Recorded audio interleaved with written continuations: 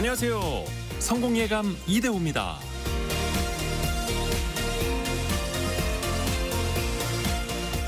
우리는 매일같이 돈을 씁니다. 돈을 버는 날이 없을 수는 있어도 돈을 쓰지 않는 날이 있기는 힘들죠. 기본적으로 매일 뭐라도 사 먹어야 하고 공과금과 이자는 지금 이 순간에도 계산돼서 나가고 있으니까요. 누군가는 책을 사는데 돈을 많이 쓰기도 하고 누군가는 사치품을 사들이는데 또 누군가는 사람들을 만나는데 많은 돈을 쓰기도 합니다. 반복되는 소비는 바로 그 사람이 가장 중요하게 여기는 걸 보여줍니다.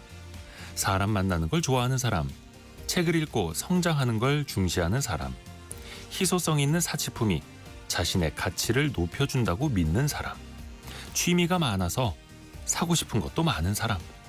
결국 그렇게 반복되는 선택이 바로 그 사람의 삶을 만들어갑니다. 돈은 단순한 수단이 아니라 우리 삶과 가치관을 비추는 거울이기도 합니다. 지갑에서 돈을 꺼낼 때, 신용카드를 결제 단말기에 꽂을 때 한 번쯤 물어봅니다. 나는 지금 이런 소비를 통해서 어떤 사람이 되어가고 있는가? 성공예감 이대호입니다. 출발합니다.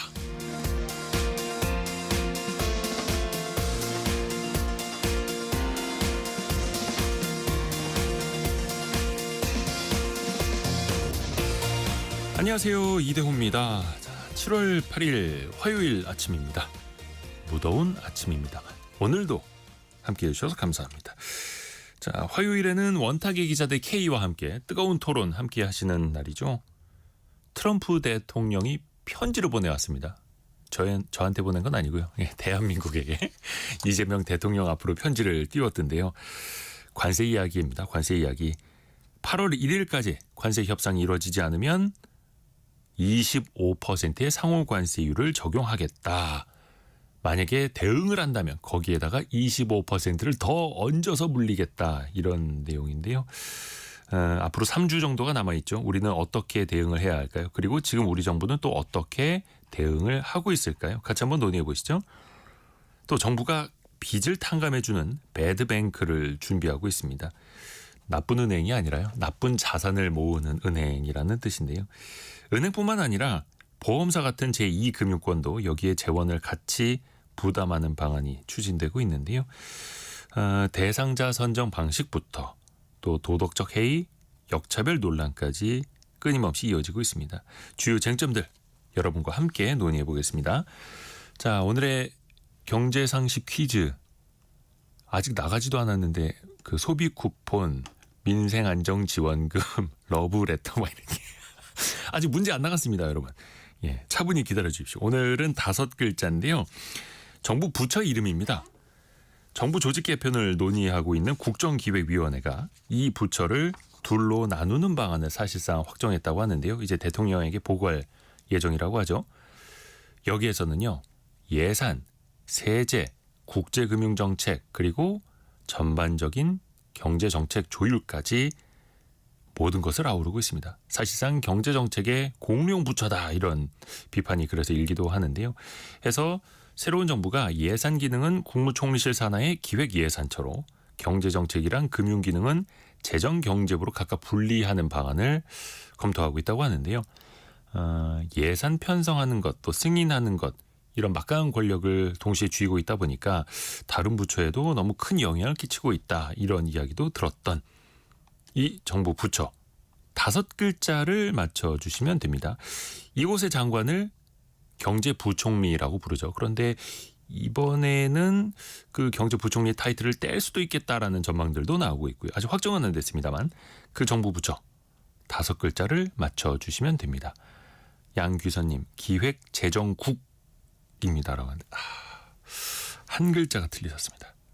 짧은 문자 50원, 긴 문자 100원이 드는 샵 9730이나 KBS 콩이 열려 있고요. 다양한 선물 추첨을 통해서 보내드리는데요. 특히 이번 주에는 커피 쿠폰을 더 많이 쏴드리고 있습니다. 시원한 여름 되시라고요. 자, KBS 콩과 유튜브를 통해서도 함께 하실 수 있습니다. 성공예감 이대호입니다. 자주 검색하시면 성공이 가까워집니다.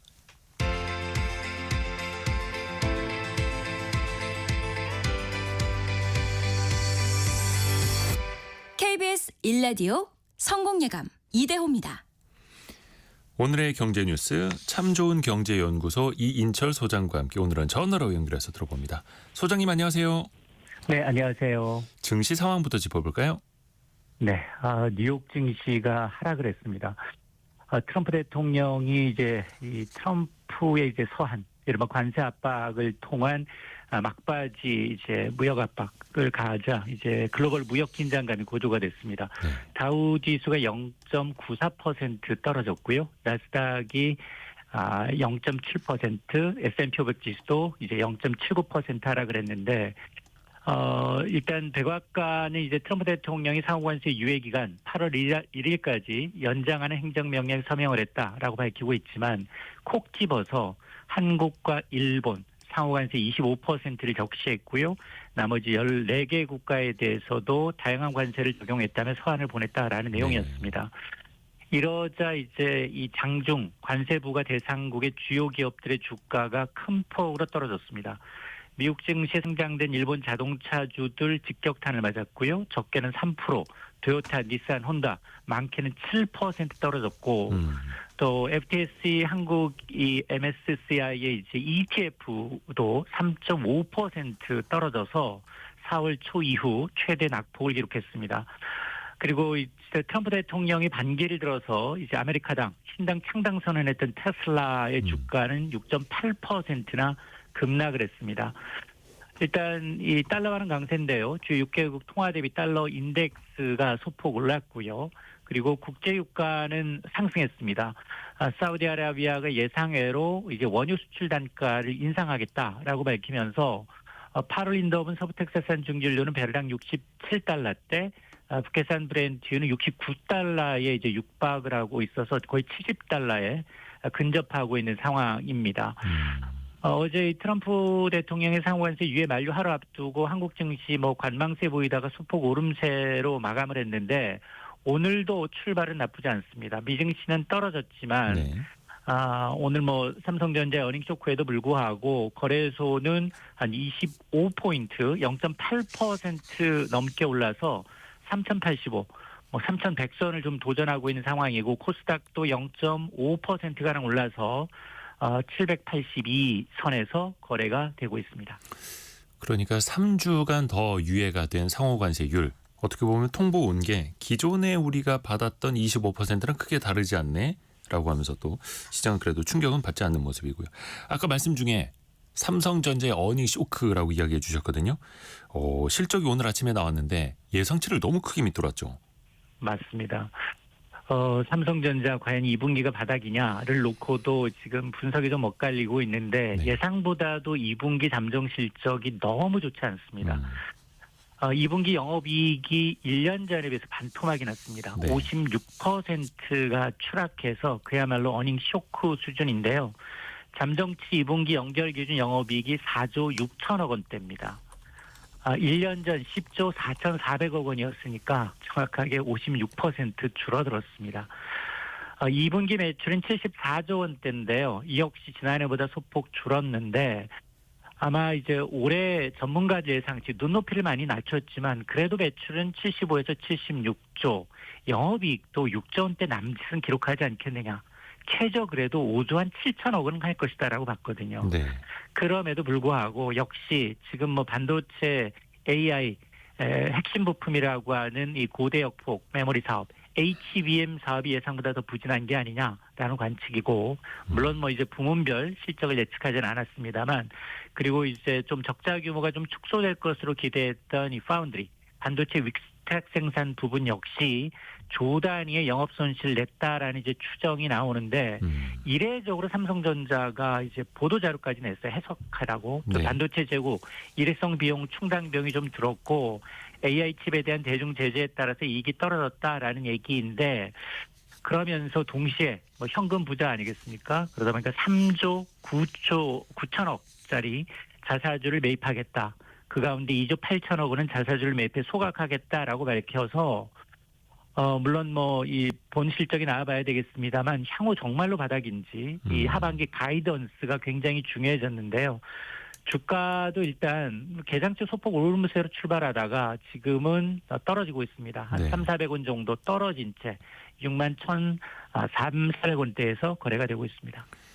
영업이익 4조 6천억 원, 예상치가 6조 원대 중반이었는데, 그리고 하이닉스 같은 경우 아직 발표는 안 났습니다만 2분기 영업이익 전망치가 지금 9조 원 넘을 걸로 시장에서 보고 있지 않습니까? 그런데 장밋빛 전망은 한 10조 원 가까이도 보고 있는 데가 있더라고요. 근데 이제 삼성전자 영업이익이 하이닉스의 절반도 되지 않는 참 이런 상황입니다. 폭염특보가 연일 발효되고 있는데요. 전력 수요도 계속해서 높아지고 있죠. 그렇습니다. 아마 한밤중에도 에어컨 트신 분들 꽤 많을 것으로 보이는데요. 어제 이 서울의 첫 폭염 경보가 발령이 됐습니다. 전국적으로 지금 폭염이 기승을 부리고 있는 가운데 전력 수요가 걱정인데요. 지금 한 한여름 수준까지 지난해보다도 한 2주 정도 빠르게 전력 수요가 피크를 찍고 있습니다. 어제 오후 3시 50분경 최대 전력 수요가 90.2기가와트를 기록했는데 물론 아직까지는 공급 측면에서는 비교적 이제 안정적입니다. 우리가 이제 예비 전력은 예비율은 한 13%, 12기가와트 정도를 확보하고 있는데 예비 전력이 5기가와트 이상이면 수급적으로 좀 안정하다라는 평가를 할 수 있겠습니다만 그 이하로 떨어지게 되면 전력 수급 경보 가운데 가장 낮은 단계인 준비 단계가 발령이 됩니다. 일단 무더위로 인해서 냉방 전력 수요가 당분간 좀 급증할 수밖에 없는 상황이어서 아마 이제 전력 당국은 예비 전력의 추이를 면밀히 관리하면서 전력 수급 안정에 총력으로 대응하겠다라는 건데요. 아마 에어컨 사용이 더 늘어날 것으로 예상이 돼서 아마 당분간 이제 전력 수요는 더 늘어날 수밖에 없는 구조입니다. 그렇죠. 또 온열 질환 환자가 또 많이 늘어서 이 부분도 또 관리를 해야 되잖아요. 맞습니다. 무더위가 계속되다 보니까 이제 전국적으로 온열 질환 환자가 이제 속출하고 있는데요. 6일 하루만 59명이 응급실행을 갔습니다. 사망자도 2명이나 발생을 했는데요. 5월 중순부터 7월 6일까지 누적 이제 온열 환자 수가 875명, 사망자는 7명까지 늘었습니다. 지난해와 비교하더라도 지금 온열 질환자가 한 83% 늘었고 사망자도 2배 이상 늘어난 상황인데요. 주요 질환을 보게 되면 일단 열 탈진이 가장 많고요. 열사병, 열경련과 열실신 등의 순이었는데 환자 3분의 1이 65세 이상 고령자입니다. 특히나 이제 야외에서 작업하시는 분들, 논밭에서 일하시는 분들, 기가에서 주로 발생을 하고 있거든요. 그래서 온열 질환을 예방하기 위해서는 일단 한낮에는 외출을 좀 자제하시고 수분을 자주 섭취하시는 게 좋습니다. 이 온열 질환인 게 이제 생명까지 위협할 수 있는 만큼 조기 어떤 대처와 예방이 무엇보다 중요합니다. 오윤정님이 현장에서 일하는 남편 걱정되신다고 보내주셨네요. 이제 시작인 여름 빨리 끝나길 바랄 뿐입니다. 이렇게 보내주셨는데요. 해서 그 야외에서 혼자 일하시는 분들이 또 위험할 수 있잖아요. 쓰러졌을 때 발견이 되지 않을 수 있으니까 이 부분을 또 어찌 해야 될지 이건 좀 사회적으로 조직적으로 좀 대응을 할 필요도 있어 보이고요. 자, 그리고 가공식품 물가 많이 오른다. 이거 정부에서도 계속해서 지적을 하고 있는 내용인데 식품 유통업계랑 같이 할인 행사를 좀 크게 한다고 하네요. 맞습니다. 이 라면 가격이 많이 올라서 이제 이 정부에서도 이제 물가를 어떻게 관리할 것인지에 대한 지금 심도 있는 이제 논의가 지금 진행이 되고 있고요. 네. 특히 이제 가공식품 가격 안정을 위해서 정부가 이제 식품 유통업계와 함께 대규모 이제 할인 행사를 8월 말까지 진행을 합니다. 6월 가공식품 물가가 1년 전에 비해서 4.6%가 뛰었거든요. 이게 일반 소비자 물가 상승률의 2배를 웃돕니다. 19개월 만에 최고치인데 아마 오징어채 반찬 나온 지 한참 됐을 거예요. 50% 가까이 뛰었고요. 김치도 14% 넘게 올랐습니다. 자, 이러다 보니 가공업체들 이제 농심, 오뚜기, SBC 그룹과 같은 기업들이 라면, 커피, 빵, 김치 같은 거 최대 이제 절반 50% 할인하거나 1+1 행사를 이제 같이 하고 있는데 정부는 일단 기업 부담 완화도 이제 병행한다라는 방침입니다. 일단 기본적으로 해외 수입 의존도가 높은 커피, 코코아 같은 경우에는 이제 부가세 면제를 좀 유지를 하고 또 21개 수입 원재료에 대해서는 할당 관세를 적용하고요. 이렇게 원료 구매 자금 지원도 이제 하겠다라는 얘기인데 어쨌든 정부는 국민 체감 물가 부담 완화를 위해서 매달 할인 행사를 이제 지속적으로 추진한다라는 계획인데요. 네. 정권 초기인 만큼 아마 가공업 업체들도 그동안 너무 많이 올렸거든요. 네네. 원재 가격 떨어질 때조차도 좀 고수 가격을 유지하는 측면이 있기 때문에 아마 정권 초기에는 좀 이런 물가 안정 노력에 동참하지 않을까라는 생각을 하고 있습니다. 또 이런 기회를 또 우리 서민분들이 좀 잘 이용하셨으면 좋겠고요. 그리고 그 고용보험 같은 경우에 고용보험 가입하고 싶어도 못 하시는 분들이 있었잖아요. 대표적으로 뭐 프리랜서라든지 좀 사각지대에 있는 분들이 있었는데 제도가 좀 달라진다고요. 맞습니다. 정부가 30년 만에 고용보험 제도를 대개편합니다. 기존에 이제 고용보험에 가입하기 위한 기준이 뭐냐? 주로 노동시간 기준이었습니다. 이걸 소득 기반으로 적용 기준을 바꾸겠다라는 겁니다. 자, 이렇게 되면 이제 프리랜서라든가 플랫폼 종사자, 이른바 엔잡러, 여러 가지 이제 직업을 갖고 있는 그동안 이제 사각지대에 있던 분들이 이제 보호 대상에 포함이 되는데요. 이렇게 이제 적용 기준을 노동 시간에서 소득, 실소, 보수로 바꾸게 되면 주 15시간 미만의 소득 미만자도 소득 기준을 넘어서게 되면 이제 고용보험 가입이 가능해집니다. 네. 그러다 보니까 이제 이 보수 신고는 이제 국세청 한 곳에서만 이제 하게 되면 사업자의 이제 행정적 부담을 좀 완화해 주면서 여러 가지 이번 개정으로 모든 이제 일하는 사람들이 고용 안전망 구축이 좀 본격화될 것이다라는 기대가 있는데 어쨌든 이런 방안은 정부가 이제 국회 제출 오늘 10월로 예정하고 있습니다. 노동 시간 기준에서 소득 기준으로 그러면은 일하는 시간은 짧더라도 일정 수준 이상의 소득이 되면 뭐 프리랜서들도 나중에 고용보험에 가입할 수 있게 되겠다. 일단 예상을 해보고요. 이 제도가 실제로 또 달라지면 알려드리겠습니다. 참 좋은 경제연구소 이인철 소장이었습니다. 고맙습니다. 네, 고맙습니다.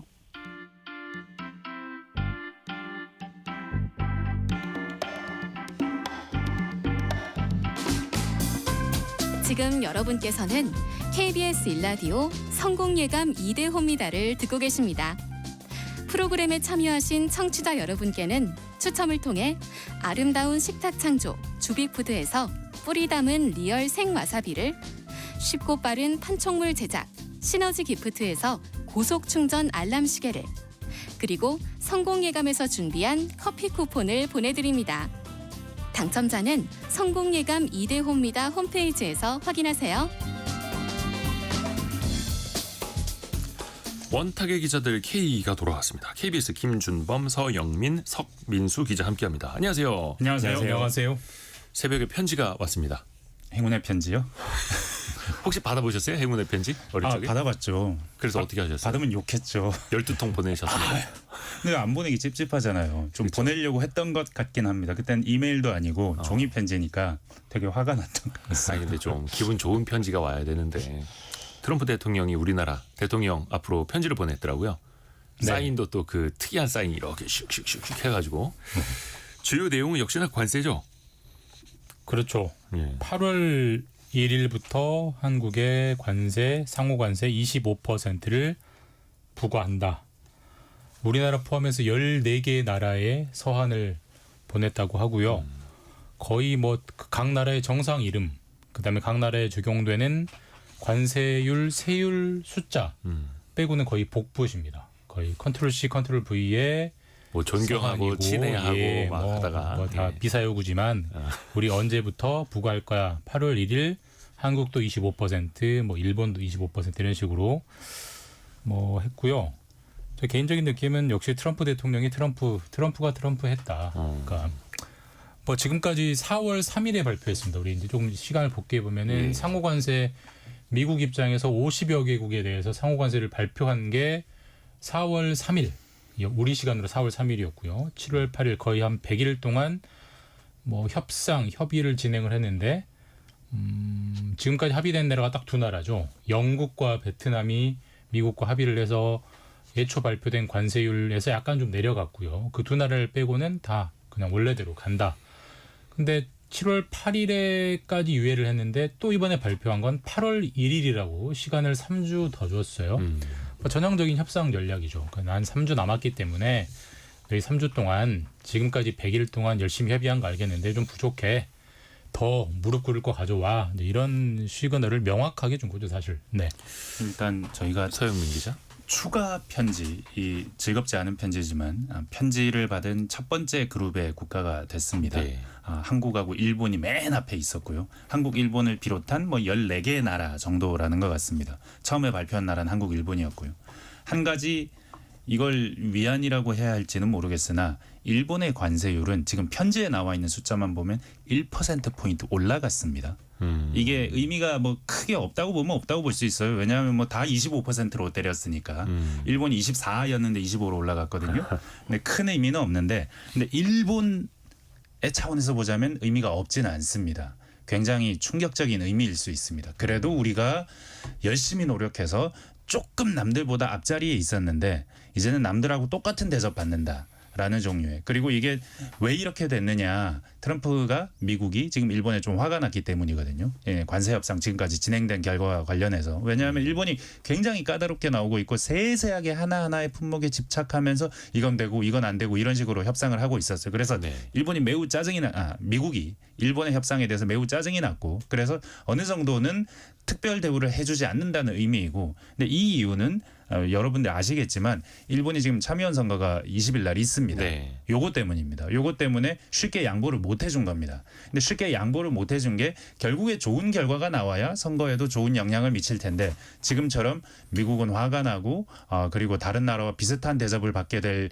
위기에 처해 있고 이런 상황이 돼서 일본 내부 정치적으로 보면 이건 아주 안 좋은 시그널이 되었고 우리 입장에서 보자면 그 정도의 마이너스가 나지는 않은 상황. 뭐 현재 스코어는 아무 의미가 없긴 하지만 그렇게 분석해 볼 수 있겠습니다. 그러니까 걱정은 했는데 뭐 예상외로 뭘 더 센 거는 없네. 사실상 시간만 3주 더 유예된 거 아니야? 이런 반응이 또 나오는 거고. 오늘 증시도 코스피가 지금 3,100을 다시 넘어섰습니다. 1.36% 오른 3,100까지 코스피가 올라가고 있고 주요 뭐 수출 기업들도 현대기아차도 별 충격은 받지 않는 것 같고 그러면 일단 뭐 최악도 아니고 시간만 벌었다. 일단 이렇게 총평을 해도 될까요? 일단 지금 협상이 계속 진행 중인 거죠. 우리도 이제 정부가 뭐 그 통상 관련해서 좀 수장들이 아직까지 정해지지 않은 점은 있지만 그래도 이게 시간이 차차 지나면서 정비가 되고 좀 더 있으면 협상이 진행되겠죠.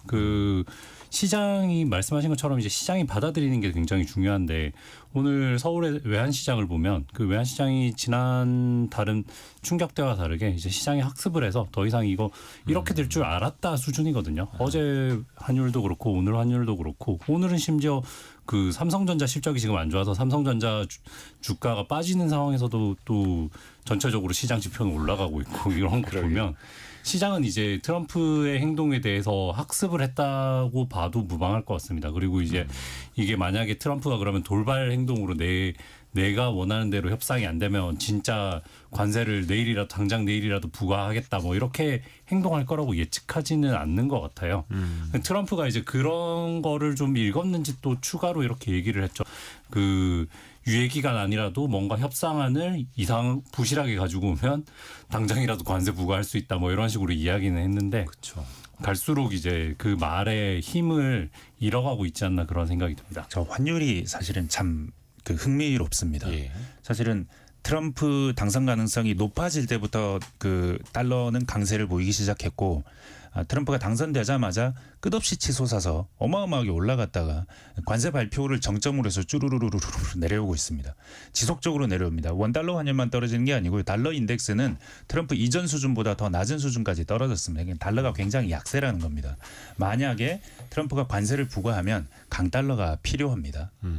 왜냐하면 관세를 부과한다는 건 기본 전제는 물가가 오른다는 건데 물가가 오르지 않으려면 미국 달러가 좀 강해져서 그래서 요 효과를 좀 흡수해 줄 수 있는 그런 수준의 통화가 되어줘야 되는데 안 되는 겁니다. 그 통화가. 그 말은 뭐 금리 인하 문제도 있고 미국 경기 침체 문제도 있지만 근본적으로는 트럼프 말은 타코다라고 세상은 지금 생각하고 있는 겁니다. 트럼프가 또 말만 하고 뒤로 빠질 거다라고 생각하고 있기 때문에 환율은 이렇게 내려가는 것이고요. 달러의 그 강세가 나타나지 않는 것이고요. 어느 순간 이 실제 관세가 부과되고 그 수준이 정리가 된다면 그때가 되면 우리가 환율 수준이 어떻게 될 것이다라고 또 다른 방향으로 예상해 볼 수는 있으나 지금 방향은 명확합니다. 트럼프가 그렇게 대단한 일을 저지를 것 같지는 않다. 당분간은. 그러게요. 이게 또 8월 1일로 째깍째깍 시간이 갈수록 또 어떤 결과가 이어질까 이걸 또 봐야 되는 거고 또 이게 우리나라뿐만이 아니라 사실 관세라는 게 다른 나라랑 상대적인 거잖아요. 다 똑같이 10%, 다 똑같이 25%면 뭐 그냥 출발선이 똑같은 거 아닙니까? 수출할 때는. 그럼 우리는 이제 어떻게 대응하고 어떻게 협상을 해야 하는가를 봐야 되는데 지금 여한구 통상교섭본부장이랑 위성락 국가안보실장까지 미국으로 가 있죠. 지금 그러니까 통상의 수장 그리고 안보의 수장 둘 다 미국 가서 뭐 우리나라 정부 입장에서는 뒤늦은 방학 숙제를 몰아서 하고 있죠. 우리가 지금 그러니까 우리가 이제 최종적인 협상 결과가 나왔을 때 방금 이대호 기자님 말씀처럼 잘했냐 못했냐에 대한 평가는 절대적일 수는 없고 네. 상대적으로 다른 나라보다 얼마나 관세를 깎았느냐일 텐데 우리가 가장 비교할 만한 나라는 일본과 타이완 정도일 겁니다. 일본은 처음에 24, 한국은 25, 타이완 32 받았었는데 4월 3일에 발표할 때 뭐 트럼프 대통령이 8월 1일을 시한이라고 정했으니까 뭐 또 바뀔지는 모르겠습니다만 네. 8월 1일에 어떻게 나왔는지를 봤을 때 사실 가장 비교할 만한 나라가 일본이나 타이완인데 사실 우리야 국내 정치적인 이유 때문에 6월 3일, 4일까지는 거의 뭐 공전했다고 치고 하지만 일본은 굉장히 열심히 협상했거든요. 그리고 방금 서영민 기자 말한 것처럼 트럼프 대통령이 불만을 제기할 정도로 일본 양보를 잘 안 했어요. 그러니까 열심히 협상한 일본보다 우리가 만약에 관세율이 좀 낮아지면 우리는 결과적으로는 잘한 거로 봐도 될 것 같고 만약에 일본과 똑같이 나오면 뭐 예시당초 뭐 열심히 협상을 하건 안 하건 트럼프는 깎아줄 생각이 없었네라고 보면 될 것 같고 그런 식으로 상대적으로 평가하면 될 것 같은데 근데 지금 아까 뭐 그 성민수 기자가 말한 것처럼 시장이 학습을 했다는 게 굉장히 정확한 평가 같은데 그러니까 지금 8월 1일부터 25%를 부과했다는 게 8월 1일까지 협상한다는 걸로 해석은 되는데 또 많은 반응이 뭐가 나오냐면 뭐 또 7월 30일쯤 가서 또 바꾸겠지. 뭐 이런 식의 얼마든지 말을 바꾼 게 한두 번이 아니기 때문에 사실 그러니까 좀 예측 불가에다가 좀 뭐 예측 불가이기도 하고 그 예측 불가인 게 익숙해져 버리기도 하고 그러니까 별로 이제 크게 반응을 안 하는 것 같아요. 이제. 그러게요. 예. 뭐 미국장이 조금 약보합으로 조금 빠지기는 했습니다만 사상 최고치 가다가 조금 조정받은 거고요. 그래서 이게 뭐 시장이 흔들렸다 이렇게 보기도 아직은 좀 어렵고 일본 같은 경우에도 쌀과 자동차가 핵심인데 사실 이건 우리도 좀 비슷해요. 그렇죠. 예민한 품목이기도 하고 특히 쌀 같은 경우에는. 근데 이제 위성락 국가안보실장이 그 문답한 거를 보니까 기자들과 문답한 거 보니까 한미 정상회담을 조기에 개최하는 것도 좀 하나의 카드로 보고 있는 것 같더라고요. 그러면 이게 도장을 찍으러 가는 건지 협상을 하러 가는 건지 이거는 좀 어떻게 봐야 될까요? 만약에 저희가 그 지금 한미 정상회담이 조금 늦춰진 우리가 원했던 것보다 늦춰진 상황으로 봐야 될 것 같은데 근데 만약에 한다면 그때 아마 타결안이 있어서 하는 게 아닐까. 지금 상황에서 미국 입장에서 뭔가 한국이 우리에게 줄 선물이 없다거나 아니면 우리 사이에 뭔가 합의된 것이 없는데 정상을 만나기는 조금 쉽지 않을 것 같다. 그 두 개가 왠지 바인딩 되어 있을 것 같다라는 생각이 듭니다.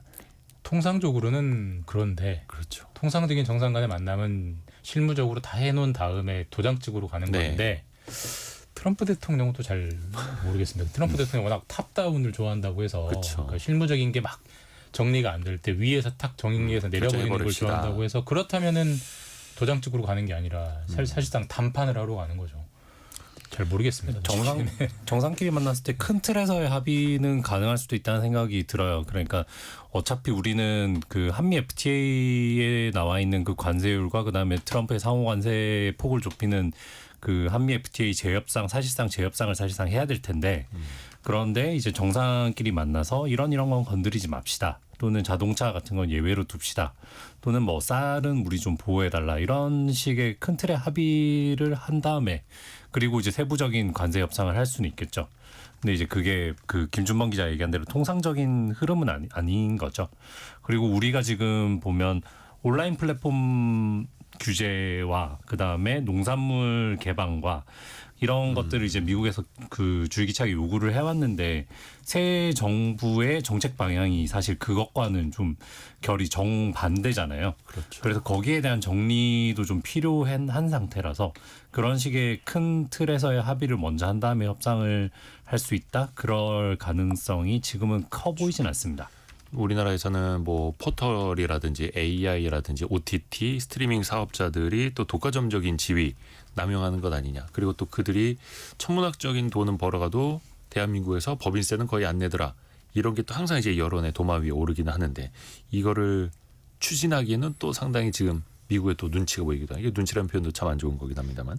이게 말씀하시는 걸 들어보면 그리고 저희가 이 논의의 테이블이 넘어가는 것도 보면 정말 강론으로 가고 있습니다. 이제 무엇을 주고 무엇을 받을 것인지 우리가 지켜야 될 것이 무엇인지 이런 세부적인 협상 단계로 가고 있습니다. 이 전체적인 그림 자체는 트럼프가 원했던 그림은 아니에요. 트럼프는 일단 큰 틀에서 야 너네 우리 지금 미국을 벗겨먹는 동맹국들 중국 더하기 우리를 벗겨먹는 동맹국들 한국, 일본 뭐 이 정도 베트남이 동맹인지는 모르겠으나 하여튼 이 정도 국가를 말하는 겁니다. 이 정도 국가들에 대해서 가만히 있지 않겠다는 게 정확하게 저희가 타깃이에요. 그래서 타깃이기 때문에 우리나라한테서 굉장히 관세율을 많이 받아내거나 아니면 뭔가를 많이 받아내야 되는데 그런 상황으로 가지는 못할 것 같아요.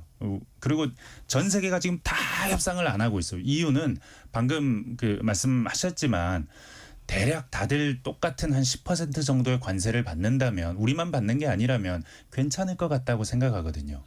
그 정도 10%에 모두가 보편 관세를 받는다? 그럼 괜찮을 것 같아. 그러려면 어떻게 해야 되지? 기다려야지 뭐로 가는 거예요.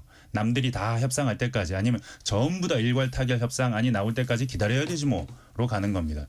전반적인 그림은 트럼프가 바라는 방향은 아닌데 그럼에도 불구하고 미국이 칼을 뽑았으므로 협상은 하지 않을 수 없고 그래서 점점 더 강론으로 가면 미국은 다급해지니까 더 빨리 협상을 추진하고 싶고 레버리지가 있는 나라들을 먼저 건드리고 싶고 그래서 일본, 한국이 건드려진 겁니다 지금. 그래서 다른 나라들끼리 더 뭉칠 가능성도 높아지고 있잖아요. 특히 이제 브릭스 국가들 똘똘 뭉치고 있고 이번에 보니까 브릭스 국가에는 추가 관세 더 높이겠다. 또 이렇게 트럼프는 나오고 있고. 근데 그런 표현도 있습니다. 시간은 미국에게 가장 불리하다. 왜냐하면 이게 관세가 또 전이가 되면은 미국 내 물가가 오른다라든지 어찌됐든 간에 관세는 기계적으로는 수입업자가 내는 거잖아요. 네. 그럼 미국 기업들이 내야 한다는 거고 가격이 또 오를 수밖에 없을 거고 미국 자체의 영향은 어떨까요? 좀 전에 제가 말씀드렸지만 그 2017년 18년에 대중관세 부과할 때 그때 대중관세를 꽤 부과해 15, 20% 막 이렇게 넘게 부과했습니다. 근데 결국에는 미국 물가 오르지 않았습니다. 그러니까 경기가 안 좋았기 때문이기도 하지만 방금 말씀드렸듯이 달러화 가치가 높아지면 됩니다. 위안화 대비 달러화 가치가 한 10%, 12% 높아졌기 때문에 거의 이게 플러스 마이너스 하면 별로 물가가 오르지 않았어요. 미국 물가는.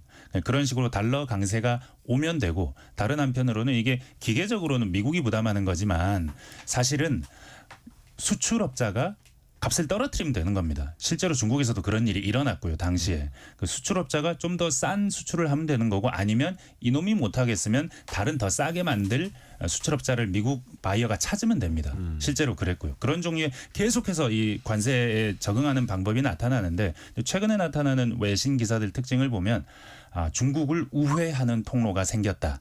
그러니까 5월달 대중 그 무역 수지를 보면 확 줄었어요. 그 중국에서 미국으로 가는 수출이 줄었습니다. 대신 그만큼 중국은 손해를 보지 않았어요. 왜냐하면 유럽이나 베트남으로 가는 수출이 늘었거든요. 네. 그러니까 유럽으로 가는 수출이 늘었다는 건 미국을 대신해서 유럽이 사준다는 겁니다. 이건 그 미국 그 테무 같은 회사들 되게 싼 물품들 파는 거 그거 미국이 막았잖아요. 네. 그러니까 그 물품들이 유럽으로 가는 겁니다. 그래서 테무가 유럽의 광고를 요즘 엄청 많이 한대요. 미국이 타깃이 아닙니다. 그런 방식으로 바뀌는 거 하나. 나머지는 베트남으로 우회 수출하는 거. 인도로 갔다가 가는 거. 대부분 전자제품, 스마트폰 뭐 이런 종류거든요. 중국의 대중 수출, 대미 수출이. 이런 것들이 제3국을 우회해 가고 있습니다. 미국은 이게 너무너무 싫어서 베트남하고 먼저 협상했고 인도하고도 뭐 이런 동남아시아 국가들하고도 협상하겠지만 이거 막을 수 없다는 겁니다.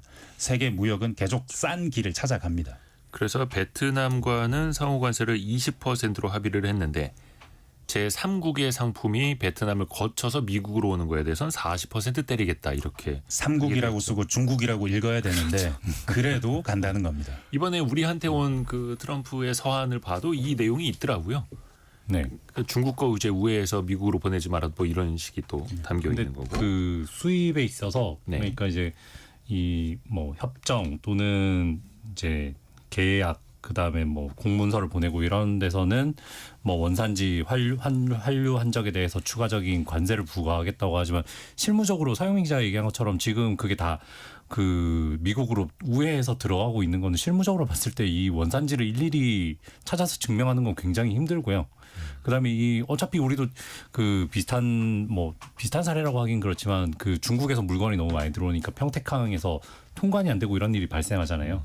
실제로 그거를 당사국이 수입을 하는 국가가 이걸 일일이 다 원산지를 챙겨보고 이 철강이 어디서 만들어진 건지 따져서 수입하는 거는 굉장히 어렵다. 그래서 뭐 이런 거는 우회하는 효과가 나타날 수밖에 없다. 이렇게 볼 수 있을 것 같습니다. 그러니까 우리 입장에서는 어쨌든 관세라는 악재가 참 걱정스러운 악재인 건 여전한데 네. 근데 이제 올 초에 걱정하는 것만큼 우리가 정말 공포에 떨 거냐는 아니라는 게 그리고 시간은 트럼프 대통령에게 더 불리하다는 게 점점 나오고 있어요. 네. 일단 상반기 수출 결과 보면은 상반기는 일단 상호관세는 유예됐습니다만은 철강이나 자동차 같은 경우는 관세가 부과됐거든요. 네. 우리나라의 주요 수출품인 자동차가 미국에 가면서 25% 관세를 맞고 갔는데 상반기 우리나라 수출 성적표를 막상 까보니 관세가 없었던 작년하고 거의 비슷합니다. 작년에 굉장히 수출 좋았거든요.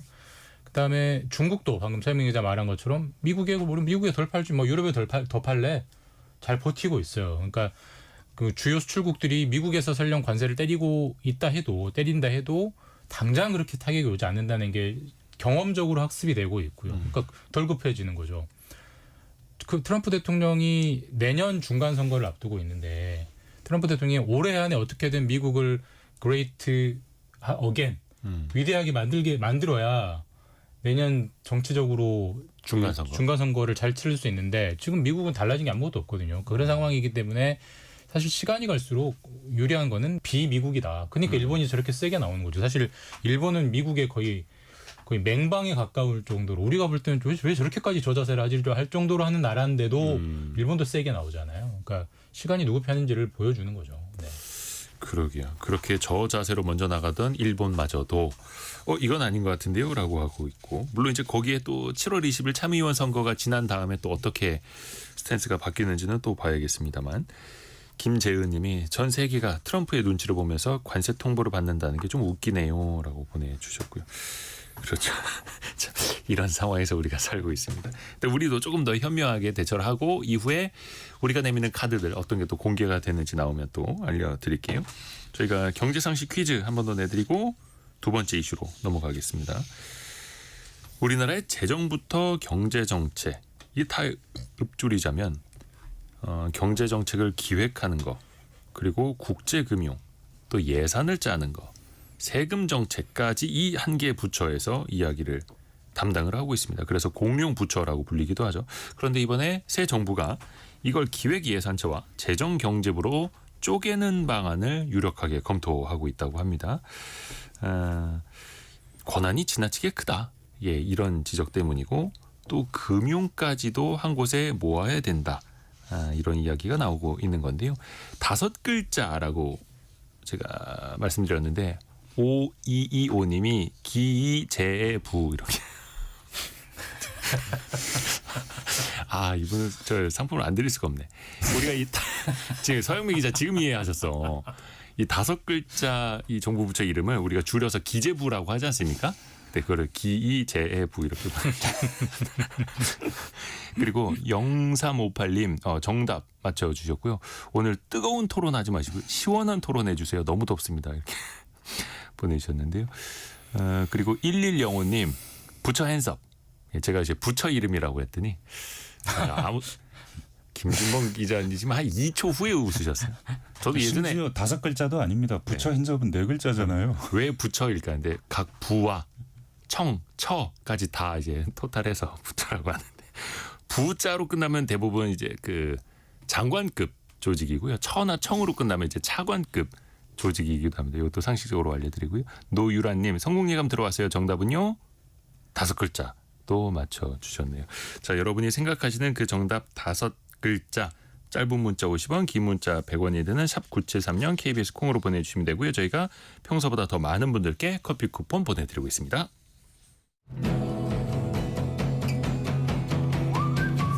오늘의 움직임에 주목하고 세상의 흐름을 놓치지 않습니다. 여러분의 내일을 응원하며 성공의 열쇠를 함께 찾아갑니다. 성공예감 이대호입니다.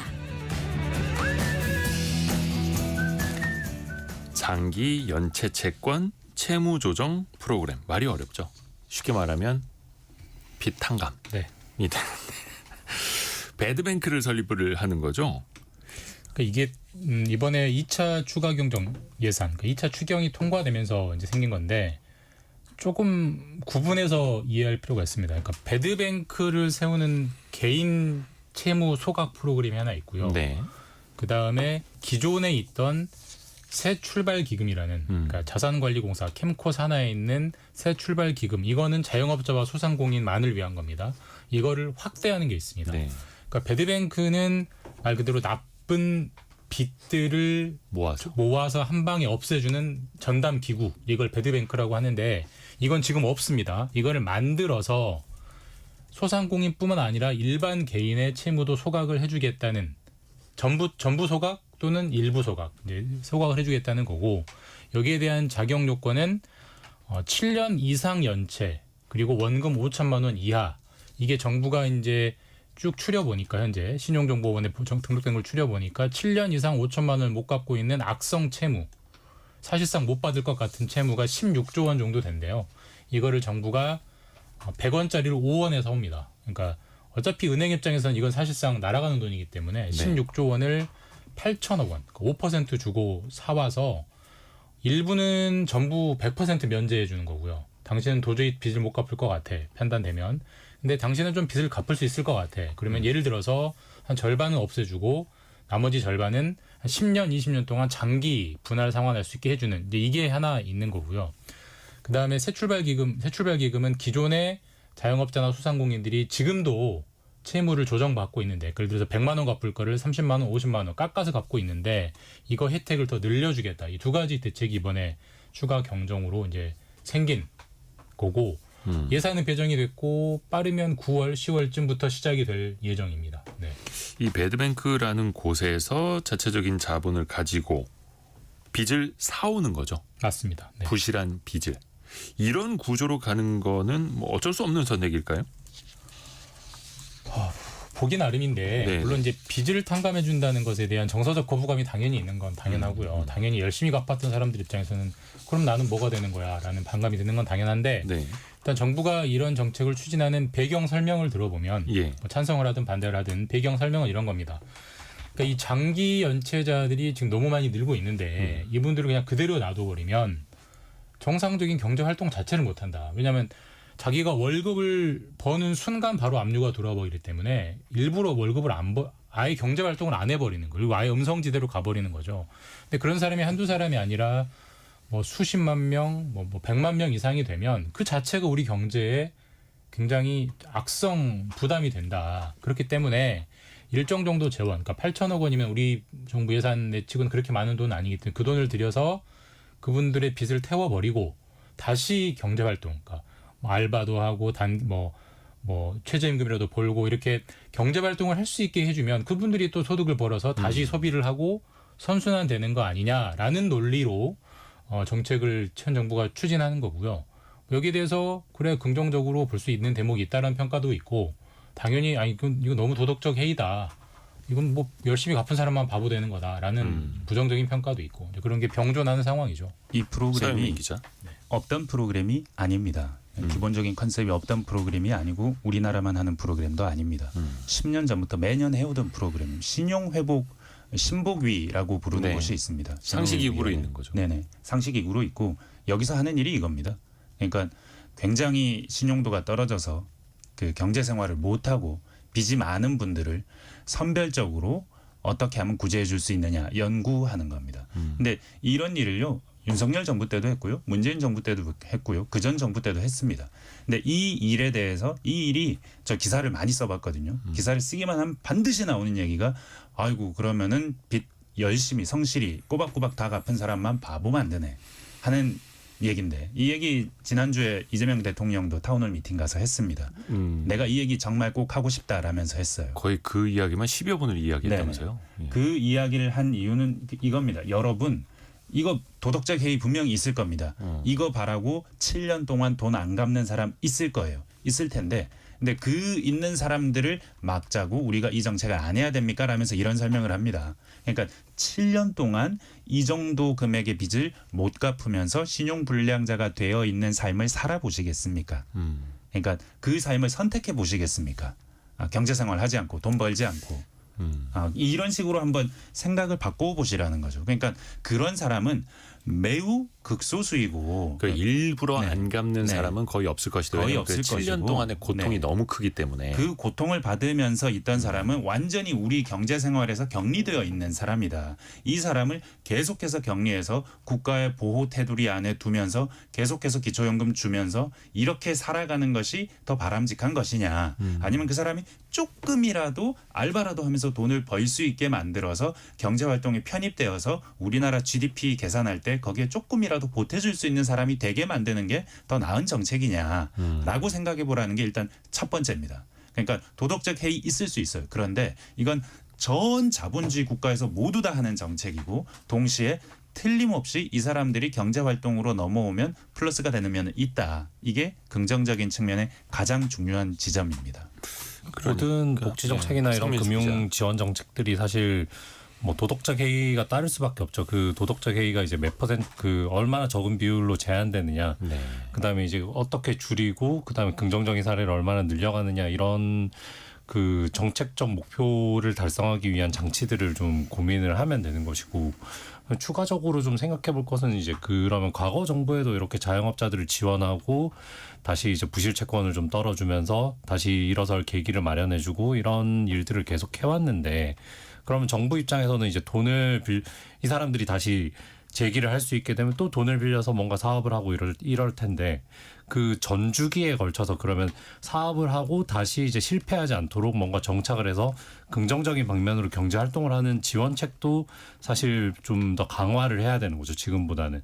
지금처럼 이분들이 다시 돌아올 문만 열어주고 그 문을 열고 나서의 세계에서는 또다시 이분들이 또 실패할 가능성이 굉장히 높은 상황인데 자영업자 대출 부실률이 여전히 높고 이런 상황에서 좀 전주기적으로 좀 지원을 해줄 방안을 고민해야 되지 않나 그런 생각이 듭니다. 이런 비탄감 프로그램은 방금 서영민 기자나 성민수 기자 말한 것처럼 네. 분명한 순기능이 있기 때문에 저도 지속적으로 가는 게 이제 필요한 것 같은데 아무리 좋은 정책도 여론의 지지를 받아야 오래 갈 수 있는 거잖아요. 그렇죠. 결국 여론의 지지를 받으려면 제가 볼 때는 일정 정도 좀 세밀한 배려는 필요한 것 같아요. 지금 많이 논란되는 게 이제 빚을 탕감해 주는 건 좋은데 그게 어떤 빚이냐는 좀 보자. 예를 들면 도박을 해서 뭐 몇천만 원 빚을 잃었다든지 뭐 유흥주점에서 술값으로 뭐 했다 이런 것까지 탕감해 주는 거는 좀 그렇지 않느냐라는 그렇죠. 반론이 있고 그게 일리가 있거든요. 그러니까 뭐 사실 완벽하게 그 빚의 이유를 다 걸러낸다는 건 불가능하겠습니다만은 그렇죠. 그래도 행정 전산망이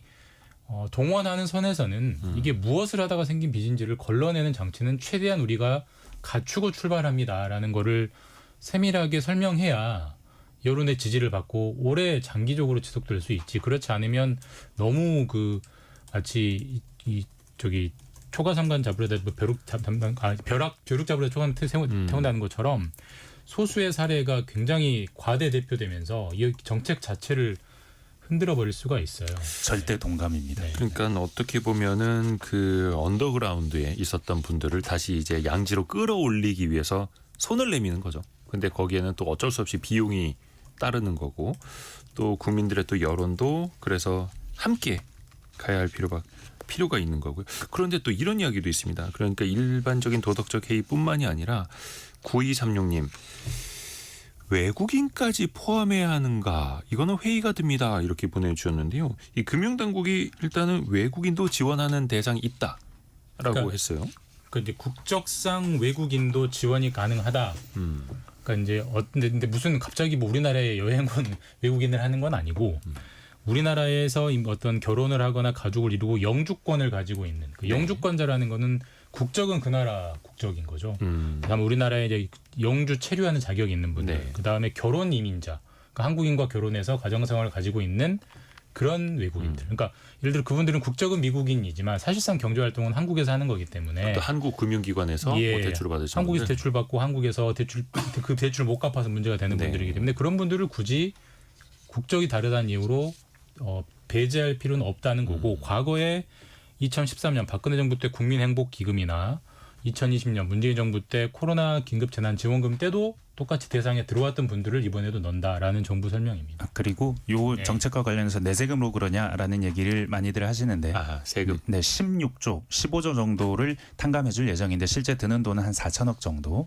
정부 예산 한 2% 조금 넘는 수준입니다. 왜 그러냐면 이거 어차피 은행이 못 받을 돈이기 때문에 은행한테서 굉장히 싸게 사 들어옵니다. 그 액면가의 한 4, 5%, 5, 6%이 정도에 살 겁니다. 그러니까 그 정도에 사서 그 뒤에 이걸 상각해 주는 프로그램이기 때문에 빚의 규모에 비해서 들어가는 세금의 규모는 그렇게 많지는 않다. 몇 퍼센트 수준이다. 2, 3%. 그러니까 은행에서도 받기 힘든 돈의 부실 채권을 저 등급별로 분류해 놓는데 왜 고정 이하 여신이라고도 하는. 그러니까 이거는 거의 추정 손실까지 가 있기 때문에 아유 우리가 받지도 못할 것 같은데 그냥 그 한 5% 되는 금액이라도 받고 배드뱅크로 넘기겠습니다라고 하는 거다 보니까 은행 입장에서도 사실은 뭐 크게 손실을 보는 건 또 아니다. 요거는 앞으로도 계속해서 우리가 또 논의를 해볼 필요가 있어 보입니다. KBS 서영민, 김준범, 석민수 기자 함께했습니다. 고맙습니다. 감사합니다. 자, 2부에서는요 출판 시장으로 한번 가봅니다. 여러분은 1년에 책을 몇 권이나 읽으시나요? 저희 별책 부록 토요일 방송도 있기는 합니다만 요즘에 젊은 층을 중심으로 독서 열풍이 불고 있다고 하는데 진짜 출판 업계도 훈풍이 불고 있을까요? 같이 한번 들어보시죠. 잠시 뉴스 들으시고요. 10시 5분에 금방 다시 돌아오겠습니다.